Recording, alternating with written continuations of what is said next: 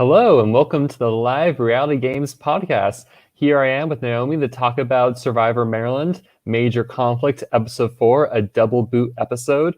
Naomi, how are you doing, and was this episode Gucci? This episode was not Gucci, very decidedly not Gucci, but I'm great. Steven, you have to introduce yourself too. Who are you? Hi, my name is Steven. I am a big Survivor Maryland fan. I am also a tax PhD student at Texas A&M, and one non-fun Survivor trivia of the week is that did you know in Ireland, Subway bread is not bread, it's actually cake, according I to a new saw tax ruling. that. Oh man, and I was just in Ireland. They have good bread. They don't need, not just in Ireland. I have been respecting the boundaries of COVID-19, but last year I was in Ireland, and they don't need Subway bread. They have their own bread. It's too good. They don't need. Subway should burn, I feel like. But back to what you're all here for, Survivor Maryland. Well, Naomi, I feel like this is a decidedly not Gucci episode for our poor victim Evan, but for Eric, on the other hand, maybe this was the Gucciest of episodes we could ever imagine. This episode could not possibly be more Gucci for Eric. You are right. I mean, I just kept typing Eric prayer circle in the live chat on YouTube because I was sitting there being like, there is such a high chance that Eric can win immunity here. And there's such a high chance that if he does, he could really pull something off here. And the whole time you're watching it happen, you're like, oh my God, it's good. Whoa, it's gonna happen. Holy shit, it's gonna happen. And so like this feels like I don't know if you watched this episode live, but the David versus Goliath episode where Lyrsa gets Jess out, where Elizabeth and Lyrsa turn the vote. Mm-hmm. I remember watching that live and being like, I really like Lyrsa. This sucks. They're going to vote her out. And then they're like, no, we're going to vote Jess out. And I was like, if this works, this is the best day of my life. And then it did. I was like, holy shit. So it gave me extremely similar vibes to that. I don't know about you. What did you think watching Eric succeed for once? First, praise where praise is due. You predicted Eric winning this individual immunity challenge, so I did. I also predicted Mike winning, so I was close. I just picked. Naomi 1, Steven 0. I picked the non-Jewish buff dude on their tribe. And there lies your problem. Eric got the heroes out of this episode. Every time Eric was on screen, you had the soaring music, the like Survivors music, like saying like, not only is this Eric's plan, this is gonna work by Donna because we want you to root for it. And frankly, I was more than happy to. Absolutely. I mean, Eric is so funny. I think what immediately sort of enamored me to Eric was the fact that he's wearing like a production of the Wiz t-shirt in like half his confessionals, and you're like, this guy was in the Wiz, or was he like in tech? Like oh man. And I love it. I love him so much. And I love that we get to see him pull off a Survivor move that I don't think in many other contexts works. I think in so many other contexts, he just scares the shit out of the other side. And so to see this like strong arm really sort of work is insane. Well, and I loved it. And this is like the perfect storm for Eric, right? Because anything else happens, Eric is targeted. Dane and Delaram might just go along with it, right? They probably don't see that they're being targeted by the South Campus 4 Alliance, and Eric goes home with the advantage in his pocket, or advantage used futilely. Right. And I think that what we see in this episode is Doug really sort of outsmart everybody. I know that sounds crazy, but I think as successful as Eric was, Doug was smart enough to snake his alliance before they could snake him. Because to go to rocks for Doug, because in this situation, I was sort of thinking it out while it was happening, right? Let's just cut to the chase, the vote. If Eric is immune, and they vote for Delaram, and they steal somebody's vote, that means that they have one person from their alliance who is vulnerable, which would be Dane. Whereas the other side has 3, because Doug is immune because of the tie vote, and then the other 3 are up to be voted out, with one of them not even having a vote. So the odds are not in your favor. And so if I'm Doug, I'm probably paranoid that they're going to flip on me because they realize that, hey, going to rocks means it's a 75% chance that you lose.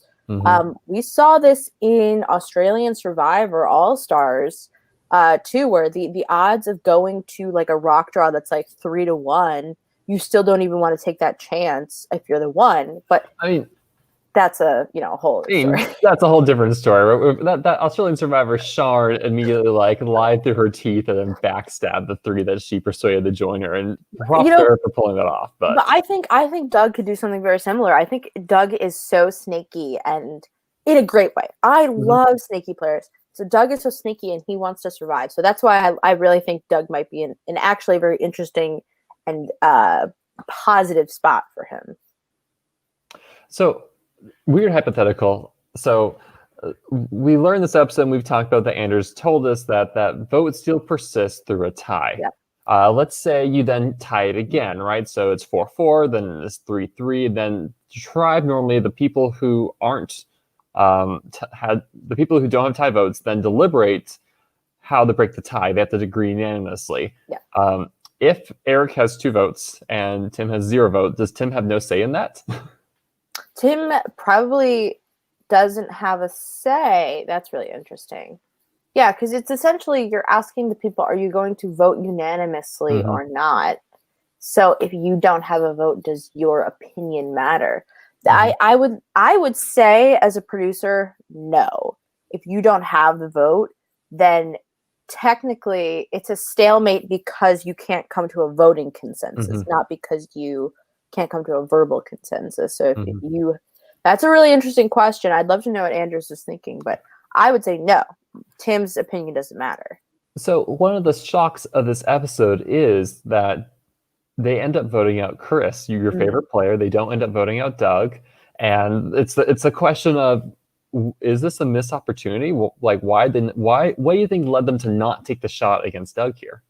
So I think that this was very much like you don't target A, you don't target B, you target C. So you want to pick the person who is least likely to get the vote, just in case of an idol. But then you also want to pick somebody that people won't make that move for. And I think Amanda feels very close to Doug. And we hear Amanda express earlier that she doesn't really care for, I believe she says Chris specifically, but she doesn't really care for like the guys in her alliance, but she's in this alliance with them. And Amanda not like anyone? She doesn't care for the girls. She doesn't care for the guys. Who's Amanda's alliance? I don't know. If Amanda eventually comes here, I hope she does well, because I think she is a really interesting player. But if Amanda eventually comes here, we will definitely be like, so who the hell did you like? Wasn't Teresa? Was it Teresa? What did you think of Teresa? And so I think the most interesting sort of aspect of this is I think Doug is actually really hated. This is hard to say because we haven't really seen anything, but if I'm Amanda and I see Doug sort of just completely snake Chris like that, and I vote with Chris, I actually don't remember who votes with who. Let me double check. I think Amanda and Chris vote for each other. Oh gosh, I have so much notes. Yeah, so Chris and Amanda vote for Dalaram, and Chris receives all the other votes. Right. So Amanda is left out of the loop potentially, and it's the power couple of Tug and Tim. Right. So if I'm Amanda, I'm probably pissed at Doug, which breaks up the Doug and Amanda alliance, which says, hey, I could potentially, because also Doug and Amanda and Tim have to know that they're now in a spot where they are asking the other side for help. Maybe Sadie flips back to them. But I think the likelihood is Sadie has seen that Eric is very loyal to her and very sort of eager to work with her. And I guess the long and short of it is I think Doug and Amanda are going to be feuding, and it's easy to pick one of them up and say, you're joining our alliance now as our biggest shield, because you are the hated person from the other side. It's kind of like using Penner in Cook Islands, where you're like, everybody hates this guy, so you join our alliance so we can vote you out later. Well, It does make me because I was thinking like, this is a resounding victory for Eric, right? They Right. take out one of the four, right? So the South Campus Four no longer has a majority in the alliance. They're taking out a person who's going to be possibly a threat come the merge from a physical challenge perspective. They had circumvented any sort of idle ploys. I mean, by using even though you can say, well, the advantage was technically wasted, they really forced Doug's hand, and that advantage caused people to flip on their Oh yeah. side. But I was feeling like, it can easily just go back to Doug, Sadie, Tim, and Amanda next episode as like, well, we still have four. Yeah, definitely. And I think it all is going to come down to how Amanda can build a relationship with Sadie versus the other side. And maybe even Tim, but we've seen Tim say that Sadie is expendable to him. So I guess I'm curious to see how Sadie is what's the word? Sort of like enticed. Sadie's going to be a swing vote next episode. She absolutely is. Yeah, I think she continues to be positioned best in her tribe in the middle, where she's not going to be targeted because everyone needs her. Right. And I can't wait to see how that sort of shakes out. But at the same time, I am hoping that either there's a swap coming up or they don't go to tribal, because I think that what we're approaching is like the most fractured part of the game so far. Everybody is all over the place, including the red tribe. And so if we swap, things are going to get real interesting real fast. So whenever I've played live reality games, yes, whenever I played a double tribal, like so both tribes go to the tribal, is for me, for at least the two times it's happened for me, has always been like a key indicator, like, hey, FYI, there's a swap coming. Yeah. Right. And so I was surprised in the next episode, and we'll just skip to the end of the episode. The next time on Survivor, it's not a swap. It's going to be a weird mixed tribal council. Oh, that's right. You can see how much Survivor I've been watching by how much I don't remember. If you start mixing up Survivor New York with Survivor Maryland, I'll catch you. Don't worry. I'll be like, wait, yes, that's not a player. Also been What's watching going on? a lot of the challenge lately, and I don't know why. But you're totally right. I don't know what the hell this sort of vote is going to be, and I think it's like a great opportunity for shit to be stirred. Thank you, Anders. Yeah, Maryland Survivor does not believe in swaps. We believe in the agonizing loss of our favorite characters week after week in the original tribe formation. It's great. Yeah, we believe in emotional destruction and just like general sadness. But I'm not wearing black at least because Eric's still here, so yay. Oh yeah, well look, this has patterns on it, so it's not. It's not your morning clothes. No, it's not. I'm trying to make it look like I'm not in the complete dark. So what did you think about the red tribe? Because we see them early on talking about targeting Josh. Do you think targeting Josh is actually a good idea? So again, I'm going to give you a point in your book. I thought Josh was more united in the core group, the core alliances of this tribe, than turns out he was at all. I think you were right last week. You said, I think he's really on the fringes, and this week we really see immediately he's on the fringes and he's in trouble. And I'm not gonna lie, I do kind of like keeping Evan as like a safety boot for as long as possible to get out other issues and protect myself if you think you can do that properly. Yeah, and I think if Josh has all these idle clues, because it's really Liam, I think, that is pushing, hey, Josh gotta go. And I do think that it's funny. I feel like if I was on a tribe with Josh, I would want to try and align with the person with all the idle clues. So that way, if they found the idol, I would know where it was. But because you see Josh go looking with Mike, and I really think that if Josh had found it with Mike, was that actually Mike? Was that Mike? I thought it might have been, but maybe it wasn't. I was confused. Like, is he sharing the clue? I don't know. I was confused who that person was. Well, I believe he shared it with Mike and was idol hunting with Mike. Okay. And so Mike has magically fallen into this alliance spot. And if I know that somebody on my tribe has 4 idol clues, I'm going to try and connect with them rather than, and maybe you do target them, but rather than just go after them, you kind of want to get as much information as possible from them. Also, Anders had to say, Mary Liv, we believe that no vote should be without sadness. Amen. Playing with our hearts, Anders. We don't do sadness. Or we do sadness exclusively. Well, I like the angle of attacking Josh as an attack on Santi. Where I like, again, winner pick Morgan as one of my favorite conversations of the week, where she's talking to Liam and saying, I think that Josh is being pulled into one person's influence and one person's influence only. And same with Evan. On the count of three, Liam, let's say who we think it is. And they both say Santi. Like, okay, yes, we think that this could be a problem. We don't want Santi to solely have this soft power base that he's growing. Yeah. And I think Liam is making a lot of really subtle moves that I really appreciate. Like, don't get me wrong. I think Liam's playing a great game right now. I just think that if you have somebody with an idol clue and you're reaching a point where you could potentially swap. Yes, Anders, that was a Spring Awakening. I had the joke in my head and then I immediately fucked it up. So I think that, like, if you're approaching a swap or whatever this scenario is going to become, you want to be in good graces with the person who is likely to have an idol versus have the potential of your name getting put out there as the person who is targeting the person who might have the idol. I think it's just kind of the risk versus reward of who you want to target.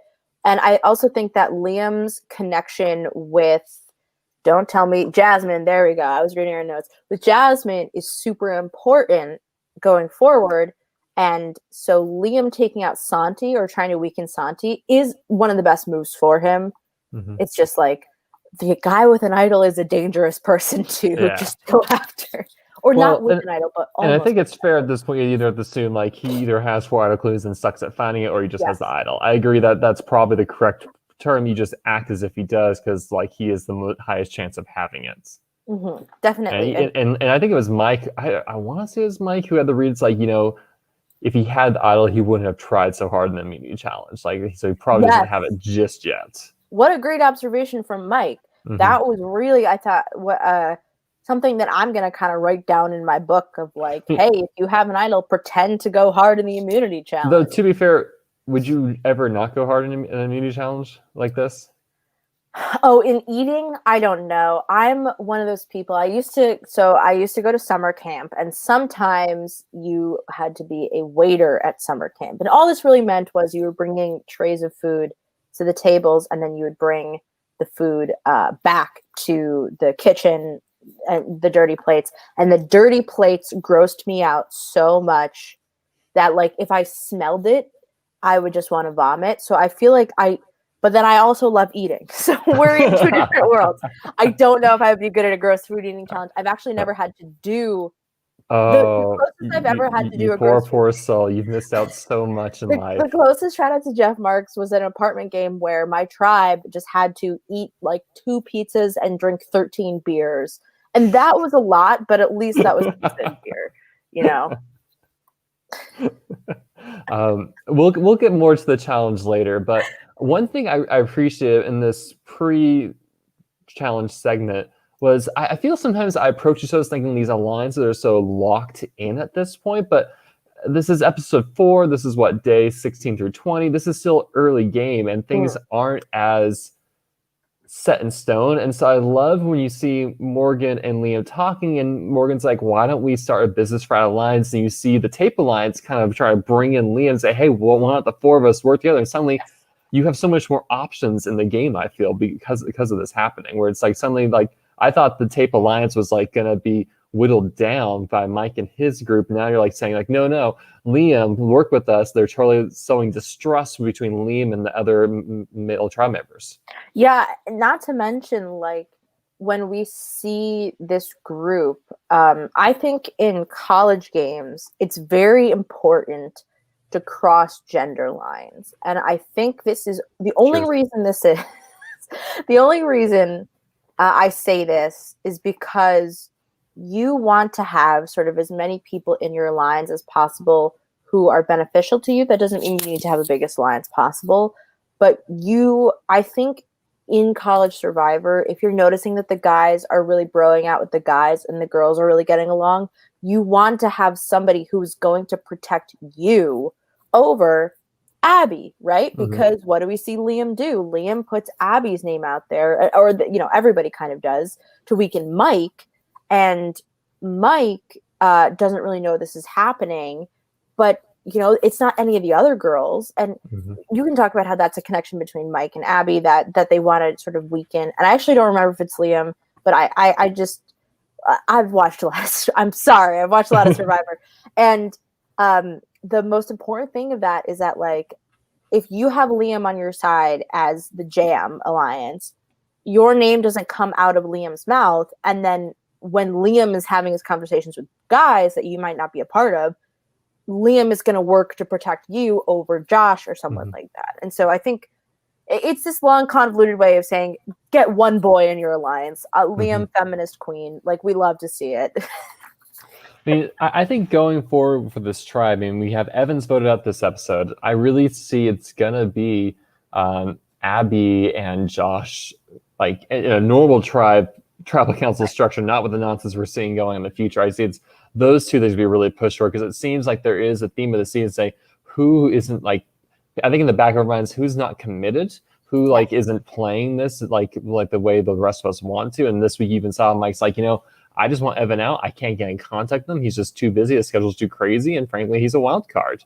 And I think players are kind of looking to say, like, who's Abby with? Well, none of us can really talk to her. And we know she's talking with Mike. So therefore, like, why do we want to let Mike walk around with an extra vote in his pocket like this? Totally. And I think they're right to do it. And I actually think that it is more beneficial, as much as this fucking sucks to lose, especially another woman of color. Like, it is beneficial for everybody else in the tribe if Abby doesn't start making moves and reaching out. Like, it's beneficial to lose Abby for everybody else. And you never, when you're playing these games, you never want to be in that spot where it is beneficial for other people to lose you. And so I think we'll see more. And I see people online being like, well, we need more Abby. We need more Abby. And it's like, I'm pretty sure Anders can say this, like, I don't think Abby's getting the purple edit intentionally. I think it's just a product of how things are filmed and how the game is going. And, I don't think anybody gets intentionally purpled in College Survivor. I was saying, I think it's really just about footage and content. Yeah. No, I think considering that College Survivor isn't constrained by an artificial 42 minutes and in commercials time limit, they can devote time to all the players. Yes, exactly. And they do I feel like they do a very good balanced job of storytelling. It's not Australian Survivor where you have an hour plus each episode and you get the same three characters screaming at you the same confessional over and over. Thankfully, we don't get that here. So I walk into the backyard. I walk into the I think before we move on to the immunity challenge, there's two other things I want to bring up. First, did you come around on Tim at all this episode? Well, look, I don't mean to be mean to Tim, but I've been learning a lot of names and learning a lot of characters, and also the Survivor Michigan finale happened, and I was very emotionally invested in that. And so now I'm glad that I will know who Tim is, because he's the only person who I don't know who he is. And by process of elimination, we figure it out. By process of elimination, I will figure out who Tim is. But I am kind of excited that Tim votes with Doug and votes out Chris. That to me shows a lot of promise. And I do think, we had a lot of fun with the Anders Angels stuff. And well, I was thinking even before that, Tim's opening confessional for the whole Pascala segment of the pre-immunity challenge tribe. Pre-immunity challenge segment is, you can say me and Doug are married. We're a power couple. They want Doug out more than they want me. I'm just like, okay, yeah, I can roll with. We love it. Oh my God, that's really funny. And then, of course, like, is naming your alliance after the host the surefire way to get screen time? Is this the secret to success that people should be doing on Survivor? Look, I'm just going to say it. If you're going to call yourself, whatever Angels, and you don't do the pose, you're not the Angels yet. Like, you have to do the pose. Otherwise it doesn't count.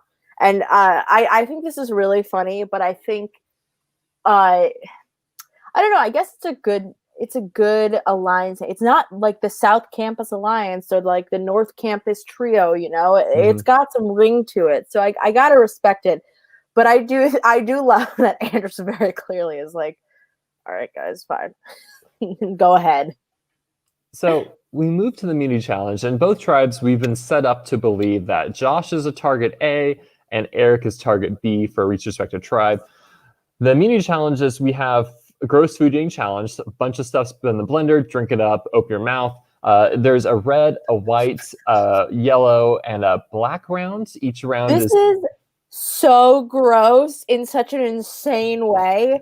And I love the theme of the rounds. I loved it, but holy fuck, I wanted to die. So all right, so Naomi, which round is the round you think you could do the best in? You have the red round, which is like, I don't know, like I only remember Sriracha being horrified by that getting dumped in there. Round 2 is the white. Was it the yellow round? It's a round they put butter in it, and butter and chips. Round 3 has Alfredo sauce and milk and stuff. Round 4 was like the black licorice round, Oreo cookies, soy sauce. I was good until the soy sauce went in.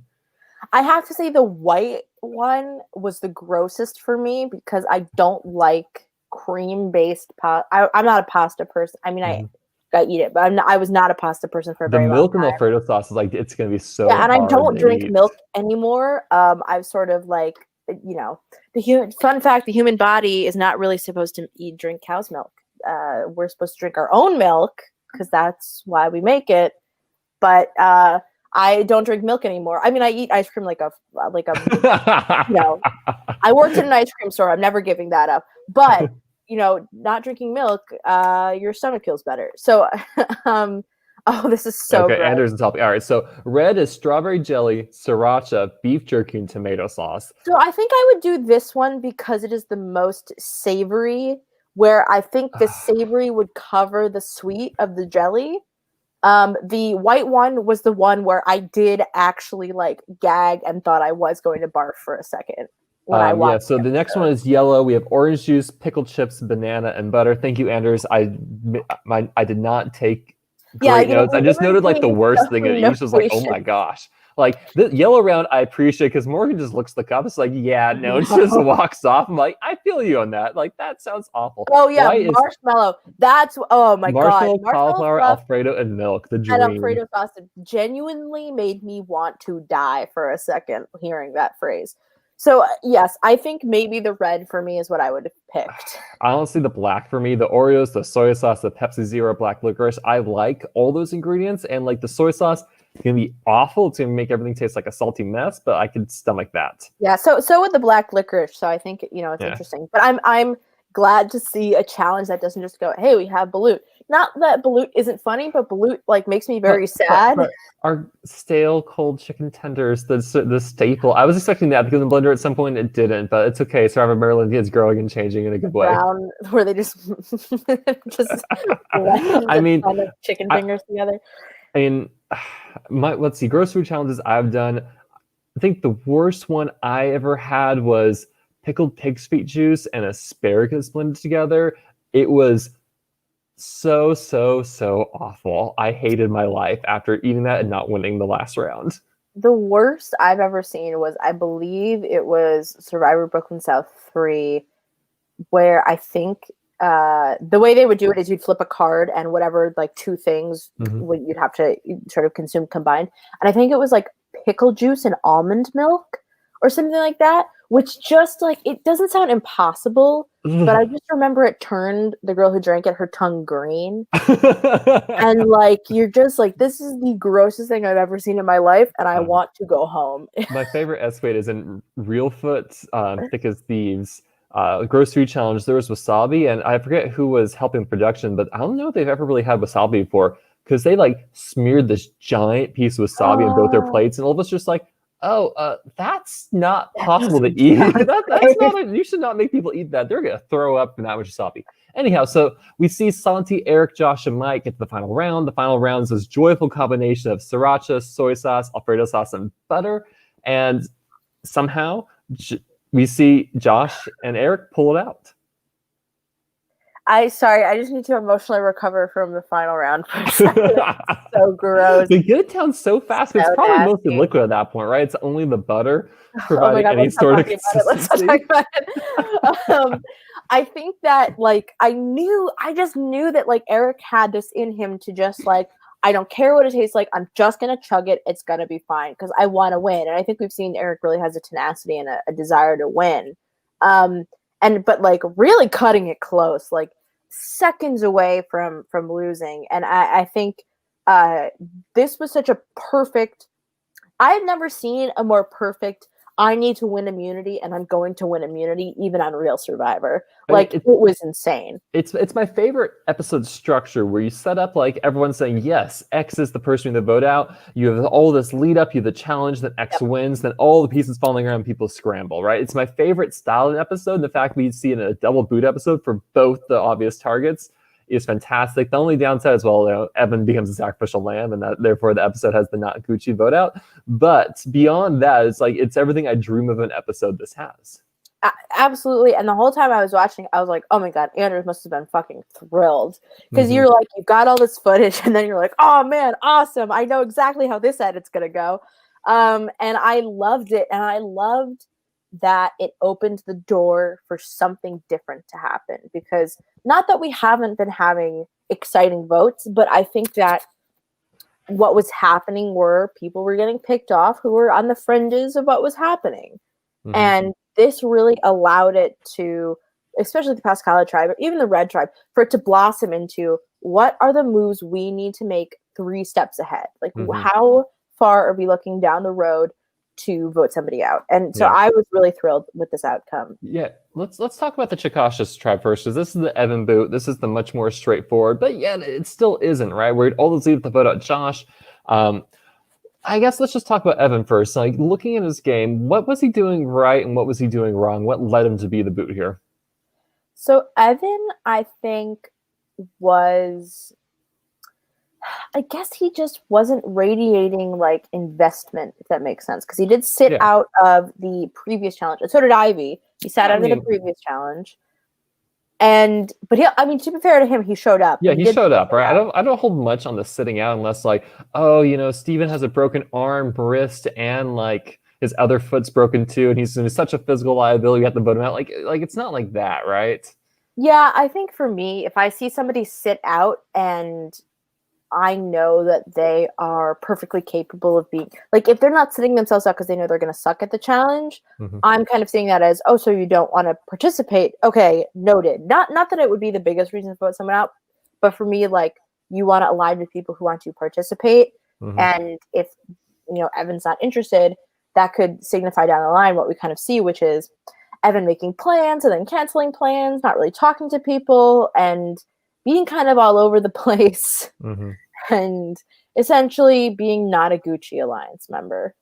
Yeah, you know, I just really get back to, like, you know, he seems a lot more, he dictated his strategy early games. Like, you know, I'm just going to lay back, I'm going to be myself, I'm not going to be overly strategic, and people are going to overlook me and look at bigger threats, and that was Ivy at the time.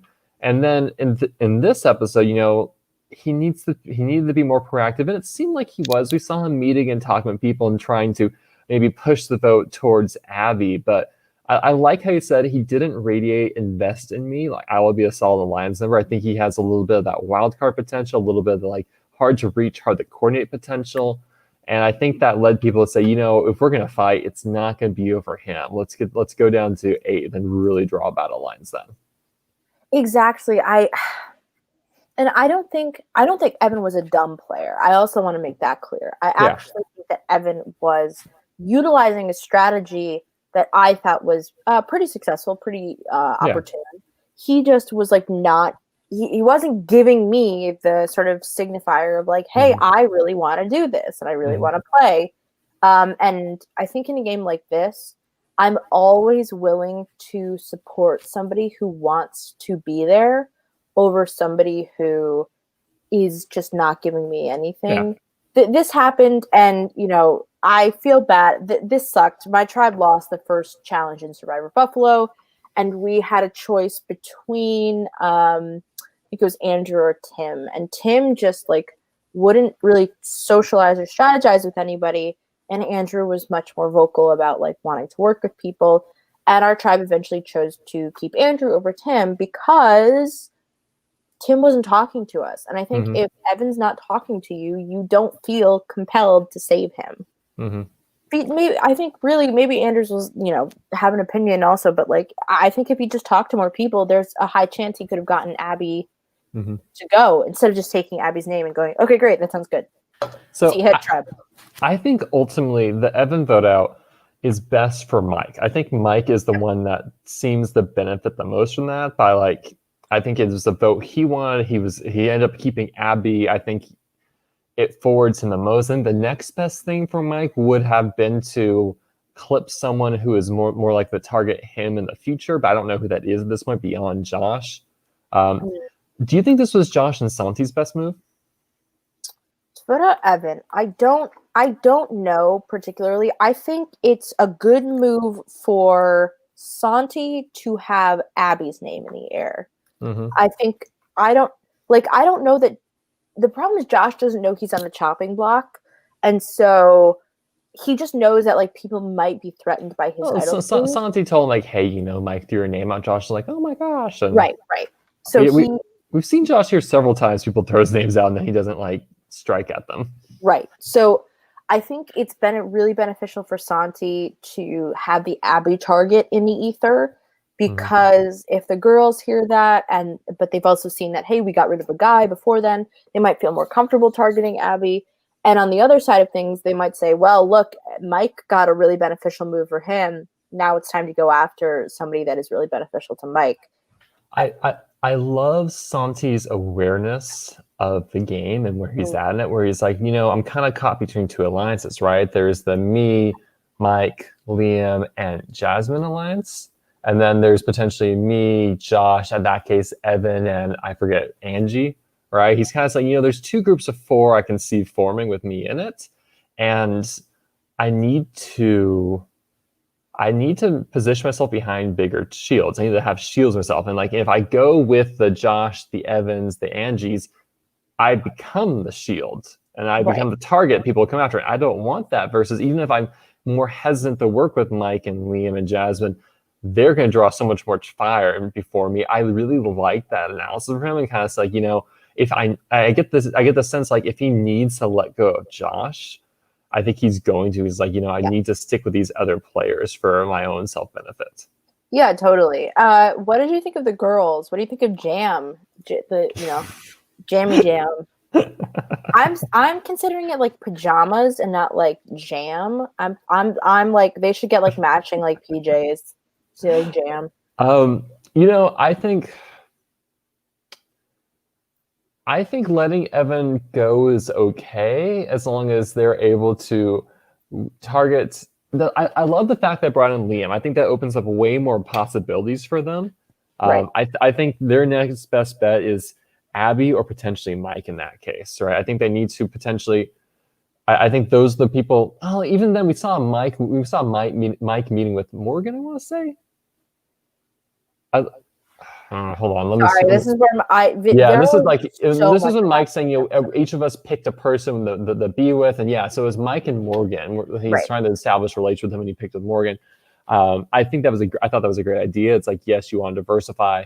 Honestly, I think for the girls, it sounds bad, but knocking off Abby might be the best because it's weakening someone who's not working with them, and is actually it might actually be a vote that enables someone to vote them out. So. Yeah, it's a shitty position to be in, but I think at the same time, what we know is that it's really kind of, I don't want to say like, oh, it's Abby's fault, but it's on Abby to socialize with her tribe, and she's just not doing it. And that, like we saw with Natalia, you could have life reasons that you can't participate, and things are busy, or you're Teresa and you have to go on a boat at like 9 a.m. But this is like day 18, day 20 of the game, right? You shouldn't have 20 days of that problem. Exactly. So I think what this could mean is, let's say like a majority of the red tribe goes to whatever tribal council is going to be. I think they could target Abby. I think they could target Josh. And I think everybody could come out of it being sort of like, okay, that was fine. We knew we were going to lose them, except for Mike. I think Mike, if we lose Abby, is going to be the one person who's a little surprised that that's what the end result was. What did you think about? I really think that like Liam aligning with these girls and maybe not. I don't know if he realizes that they are as close as they are. No, it doesn't. It sounds like people kind of theorize that like Angie and Morgan are close, and then Jasmine kind of said, "Oh, I can try to pull those two." I think there's like the hints there, and people have I understand like the girls like are talking to some extent, but not like there's a set alliance with those three. Yeah. So what for Liam? Do you think going like let's say Liam goes forward? Does he keep Josh around so that he has Josh, Liam, and Santi on one side and then the girls on the other, or does he maybe make it a 5? Like, I guess I'm thinking about it really far in advance, but like, what are the optics here of sticking with the 3 girls? So I think Liam wants to eliminate Josh first. That's a person he's definitely not aligned with, and that keeps both his side alliances intact, right? The 3 girls as well as Jasmine, Mike, and Santi. That makes them happy. I think for him, you want to kind of have both sides. You don't want to have to choose until you need to be. And I think it's setting yourself up. So if you're in some weird swap position, you're going to have alliance members for the most part. Maybe you can cobble something together between if you have 2 parts of them. Right. Yeah, totally. And I think I actually think it would be interesting to keep Josh around for Liam because you'd always have a target, but then he might find the idol if you keep him around. Yeah. Although looks like he can't fucking find it. Here's my theory. I think so I don't know how University of Maryland's campus is oriented. I can tell you UCLA, there's what we call North Campus and South Campus. North Campus was humanities, South Campus was the sciences. I get the sense that Maryland kind of has something similar. I think the idol for the STEM tribe is hidden off in the humanities stuff, and the humanities idol is hidden off near all the STEM buildings. Funny. That's really funny. I mean, it's a genius move if you do it. Mm-hmm. This is funny. My college campus was just like, well, first it was whatever New Paltz was, all under construction, and then it was Hunter College, which is just 4 buildings on the corners of a block.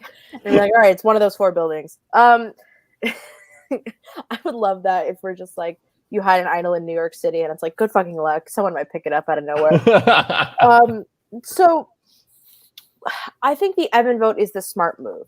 To me, you do not want to ruffle feathers potentially going into a swap, because if I am a super fan in this position, my thinking is we are very close to a swap.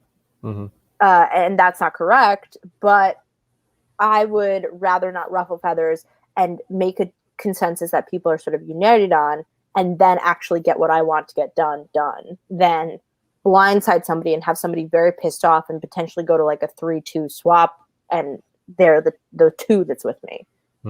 Like, imagine if Abby goes home and you're on a tribe with Mike, you're like, oh fuck. I don't really have much else to say about Chakasha. Do you want to move on to Pascala? Yeah, not for lack of interest. I think they're a really interesting tribe, and I actually would love to see them go to tribal council again. Yeah. But we need to say that we need to see them make a hard vote, like what we just saw in the Pascala tribe. Yes, I would love to see them be the majority at whatever this tribal council is going to be. I think it'll be interesting to see, like, again, bouncing to what we could potentially have next episode. It'll be interesting to see if it's an equal split between tribes and it's simply like tribe A versus tribe B, or if we see pieces of each of the different voting blocks from each tribe there, and then having the range like connections from there on out. I don't know. We'll see. Or if we have one of those weird situations where, like, you know when it's like a combined tribal council, but they're just voting. They do this a lot in Foreign Survivor, where it's like, I know this isn't Australians tribe did it, where both tribes go. They each vote out one of their own tribe members, but somebody like they're just both there at the same time. And you're like, okay.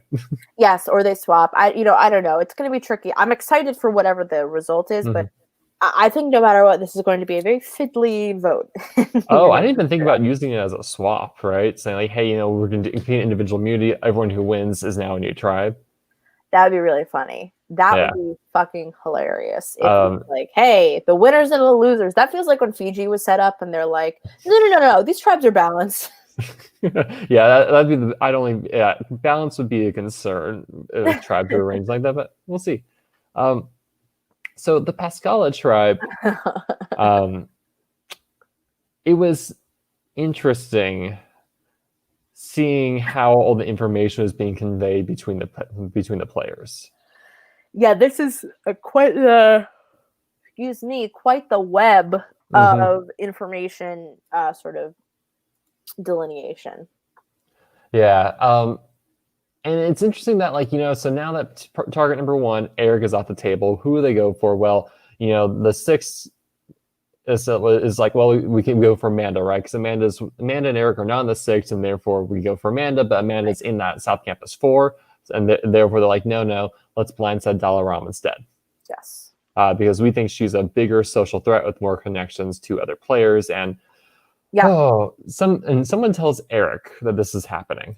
It is Dane. So I think that targeting Dalaram is the right choice for the that side. I think they just don't realize how hard Eric is about to go. So Dane not wanting, like, Dane sort of, it's tricky. I think what it is like, Sadie tells Eric that Dalaram is the target, right? There's so much that happens. But then Dane eventually comes clean once he finds out that Dalaram is the target and admits to the 6-person alliance. Yeah, so here's my note. So Eric says the original plan was supposed to be vote out Dalaram, Sadie tell him, and then I think my note says he's worried about how close she is to Doug and other players. And he's like, I think this plan needs to change. And then cue the hero music. And then from there, Eric goes and talks to Amanda and messages her nonstop. She's like, what's going on? Yes, that talk is so funny. Because I love the way that Eric talks to people like he's Jason Bourne. And he's like, you need to come meet me because I have information that's very pertinent to your survival in this world. You're like, whoa, bro. I mean, I think... Yeah, you have to admit that, like, if somebody was talking to you like that in Survivor, you'd be like, okay. Yeah. Person I've never spoken to before, but all right, let's go. Go out. Come on, girl, give it to me. Well, so Eric pitches to Amanda saying, you're on the bottom of whatever group you're in, right? Like that 4, or like, and so like you're on the outs of that. You really need to come over and do something about it. And Amanda's like, and I don't know if Amanda is. Maybe she was. But Amanda's kind of skeptical of this whole thing. Yeah, so I think the reason that Eric... Because I actually agree, I don't know if Amanda is necessarily on the bottom. The only reason we assume she's on the bottom is because she is not in the 6-person alliance. However, the 6-person alliance is much more... Or the 4 within the 6 are much more willing, or I guess the 3 within the 6 of the 4. This is how you know it's the math tribe, is they've got numbers going. Is that they're willing to cut someone like Sadie before ever considering sort of losing Amanda. They just know that Amanda is a name to say to be distracting. Yeah. And I think that the problem is that when you go to someone and say you're on the bottom of your alliance, they need to believe it. If they don't believe it, you're never going to get anywhere. And we saw in like Survivor Michigan, someone like Erin was very clearly at the bottom of her tribe because she was like the vote sometimes. Yeah. And Amanda has not had that kind of betrayal yet. So it's just not going to work. So Amanda runs off the Doug, says like, hey, Eric's crazy. He wants to vote you out. All right. And then Eric then says, okay, I need to rally the rest of the troops. And this is where he springs the news on Dane and Dalaram. Yes. I loved Dane being like, hey, man, I'm so sorry, but there was a 6-person alliance that you were not in. And Eric is just like, oh, my God. I was right along. Ah! Yes. Oh, absolutely incredible. I mean, I love this moment just because, like, we talked to like preseason, like, and how like Dane's this like really calculated intellectual guy. And you can just kind of see this revelation like, oh, I'm in so much more trouble than I thought I was. And like, and that call when they bring up Dalaram and say, yeah, you're kind of the target for tonight, apparently. She's like, wait, what? Yeah, and Dalaram is just like, holy shit, I was just trying to lay low, but okay. I think it's really interesting. And it's a good representation of something I always took notes on, or something I took note of a long time ago was Zeke had said, like, if you put people on the bottom together, they will align against you. So, like when Hannah, Zeke, and Adam get put on the bottom necessarily, or I guess it's more so Zeke and Adam, but whatever. Which is to say that like when Dalaram and Dane realize they're on the bottom, they're 100% going to be on board with Eric, because what other option do they have? They have literally no other option. So Sadie, I think I'm curious because maybe you have maybe you have an opinion on this. I don't know what Sadie wanted. Did Sadie? She isn't going to lose Eric, who is essentially an information giver to her. Does she care about Delaram? Does she care about Dane? Like, I don't know what she wanted. We haven't seen her really interact with him. I think she wanted what Doug wants, right? Because she seems to be very, very closely tied with his game at this point. So I think she was okay letting loose either one of them. It was just a question of can they make sure no one tell them the plan, and that didn't happen. So I'm like, okay, so you tell Eric, and then Eric tells obviously the people he needs to vote with him. And the whole time he's like, I think, we got Sadie. And the whole time I was sitting there being like, I don't think he's going to get Sadie. And I think that they're just going to vote like, they decide like we're going to vote with Doug. They're just going to go for the head of the snake. They're going to take out Doug, and that is their plan. And then so at this point, like it's Doug, Tim, and Amanda are all like in someone's dorm room together, talking and like figuring this out as this is going down. And this is when like Doug calls up Dane and says, "We need to talk." Right. I love this conversation because, and again, I love Snaky Doug because Doug is like, all right, what do I have to do to get you guys to not vote for me? What is it gotta be? And he's like the music man. He's like, all right, here, I got a new idea for you. How about we vote Amanda? How about we vote Tim? Like, what do you want to do? Because it's just like, he knows that the way to get the vote off of him is just to say, what do you want to do? I'll do it. Yeah, because Eric comes and says like, I'm using my advantage no matter what, it's happening. And so he immediately is like, oh shoot, how do I get this target off my back? And we don't hear the exact conversation or what goes down between them, but there's brokering, and it ends up somehow saying like, if you want to go this way, go for it. We'll come with you. Right. And then they end up giving up Chris of all the people. And I think it's a good move. You were gonna either go to Rocks and potentially have somebody flip on you if you're Dane, or you're gonna go to Rocks in a 75% chance of one of your alliance members going home and 25% chance of that being you. I think it's a good move for Tim and Doug to flip. I think the person who is screwed the most is possibly Amanda or even Sadie, because without Sadie chit-chatting to Eric, this doesn't happen.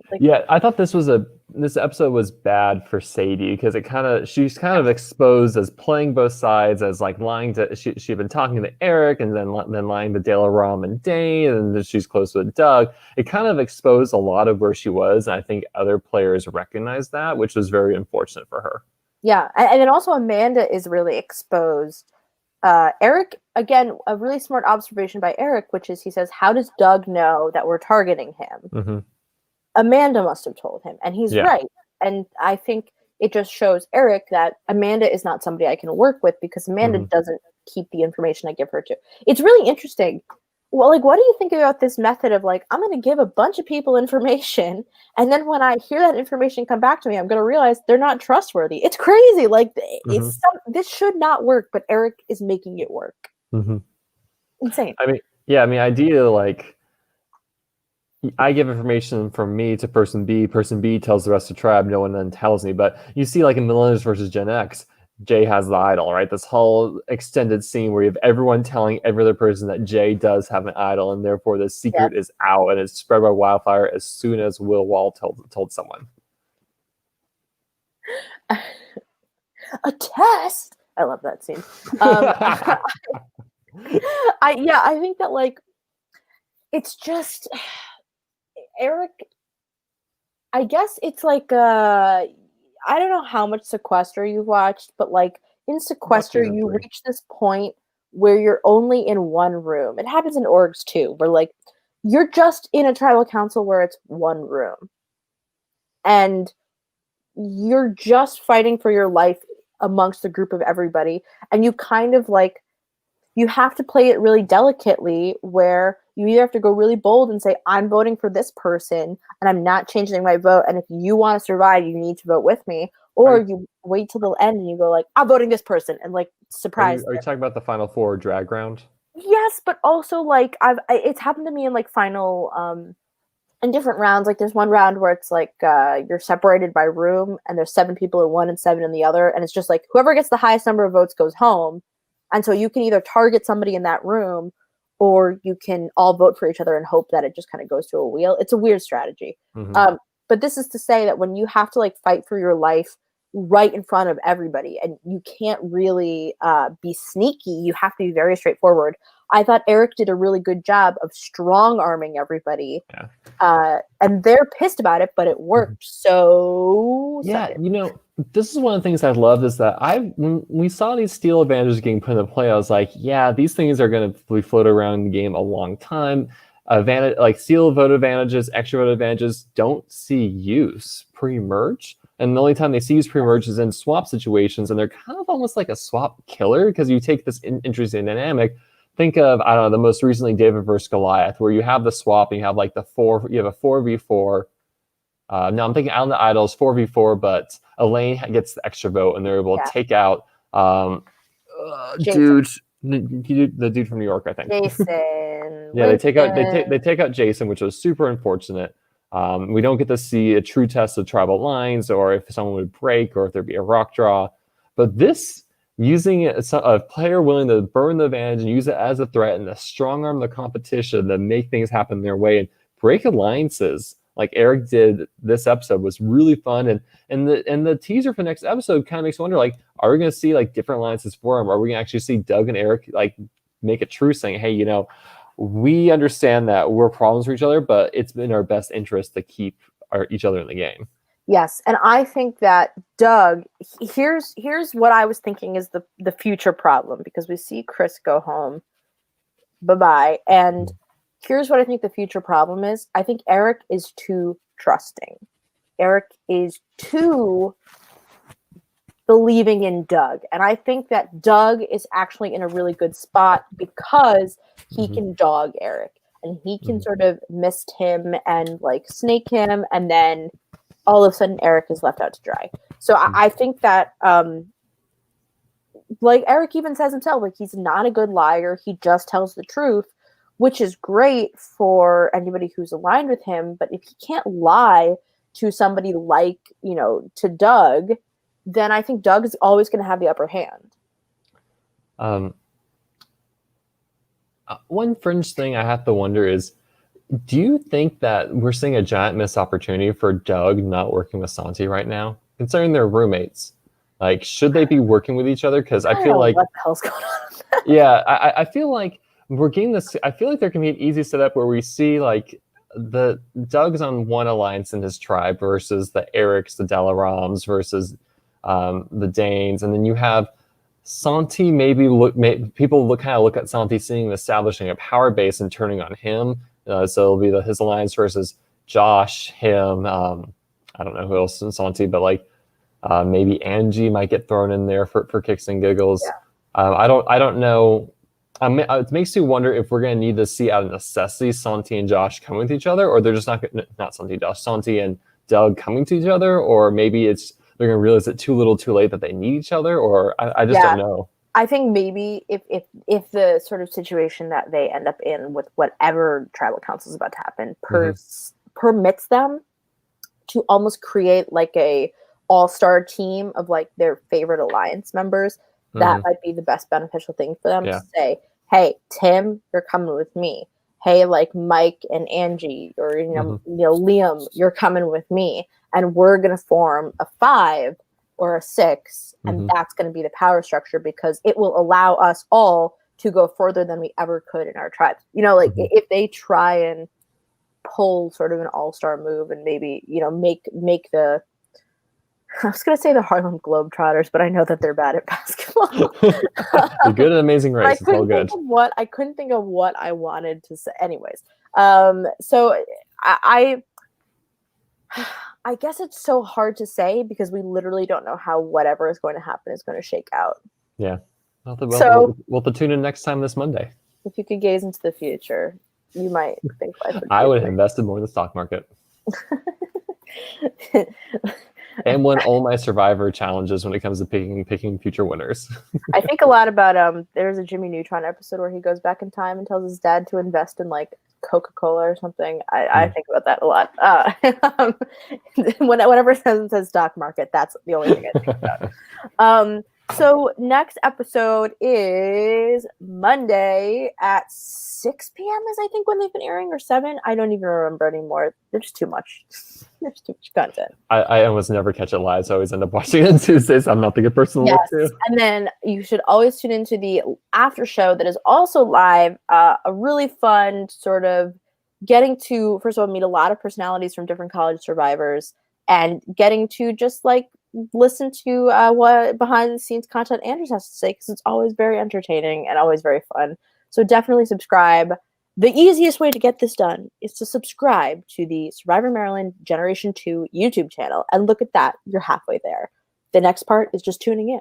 So I think no matter what, you got to go support Survivor Maryland, and fuck, who needs Survivor 41 when you have College Survivor? Amen.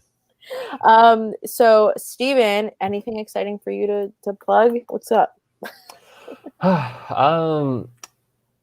I really don't have much to plug outside of I'm teaching income tax this semester. So if you have any cool, exciting tax stories, and maybe they even include Survivor, feel free to send me a tweet at Steven_S2 on Twitter.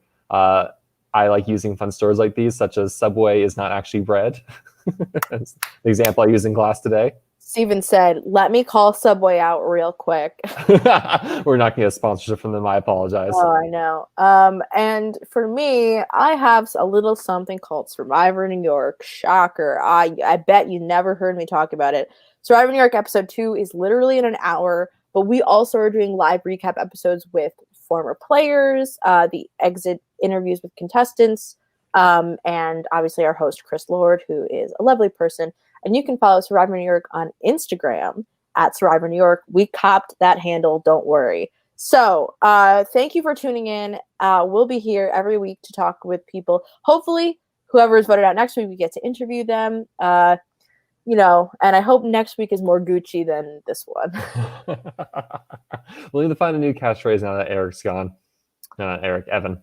Oh man, you just cursed his name. He's gone from my mind. Oh my god. Oh gosh, no! If Eric goes, we gotta end this. I gotta end this before I make things even worse. All right, thank you everybody for listening and joining, and make sure to like Live Reality Games on Facebook, and make sure to subscribe to us on Spotify or iTunes or wherever you listen to podcasts. I just know it's on Spotify. All right, good night. Bye. Good night, y'all.